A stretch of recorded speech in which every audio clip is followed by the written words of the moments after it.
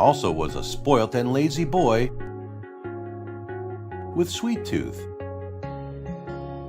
He also had a very doting grandmother who always pampered him. Whenever his father wanted to cane him, Wee Boon always hid behind his grandmother.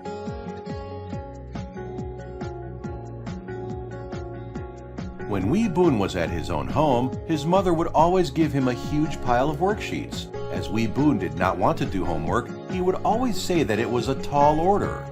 At school, Wee Boon normally would not hand up his homework, and he would always say a tall story.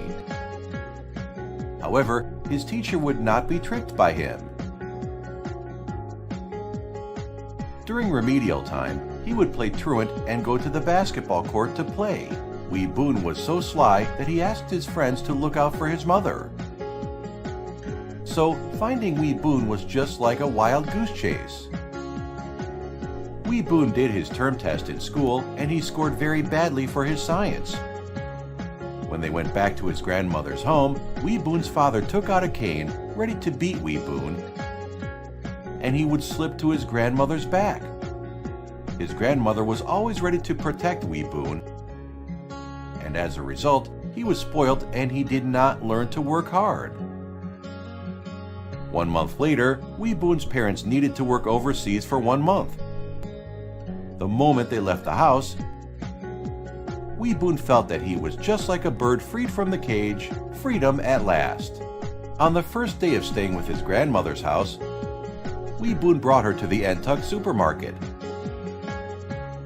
When they reached there, Wee Boon took a trolley and filled it with chips, sweets, chocolate bars, and soft drinks.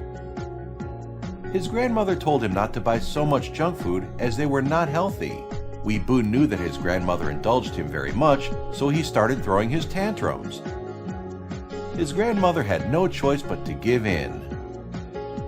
However, she told Wee Boon only to eat the junk food after each meal. He obeyed his grandmother for a few days, but soon he forgot what his grandmother had said. There were days when Wee Boon skipped his lunch and dinner and instead ate chocolates and chips as his meal. As his mother was not there to urge him to do homework, Wee Boon was slipshod of his studies. 2 weeks later, it was the year-end exam. As Wee Boon did not study diligently for his exam, he failed. About a month later, Wee Boon's parents came back from their business trip. One day, when Wee Boon bit on the chocolate bar, he felt his tooth shaking and his face grimaced in pain. He went to see the dentist and found out that he had severe tooth decay. Some of his teeth needed to be extracted. For the next few days, he felt very uncomfortable. Ants were all crawling around his urine stain. His grandmother was so worried that she did not know what to do next. Luckily, Wee Boon's parents came back just in time. His mother quickly brought Wee Boon to consult a doctor in the hospital. After a test, the doctor confirmed that he was suffering from diabetes. From that day onwards, every meal seemed to be a torture, as no single pinch of salt and sugar was added in his meal. Since he had failed his exams, his parents gave him even more homework.